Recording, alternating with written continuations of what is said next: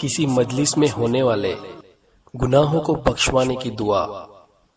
رسول اللہ صلی اللہ علیہ وسلم نے فرمایا، جو شخص کسی مجلس میں بیٹھا اور اس میں اس سے بہت سی بیہودہ باتیں کی اور پھر اٹھنے سے پہلے یہ دعا پڑھ لی تو اس سے جو خطائیں ہوئی وہ معاف کر دی جاتی ہیں۔ سبحانک اللہم وبحمدک اشہد ان لا الہ الا انت استغفرک واتوب الیک۔ اے اللہ، تیری ذات پاک ہے اور تمام تعریفیں تیرے ہی لیے ہیں۔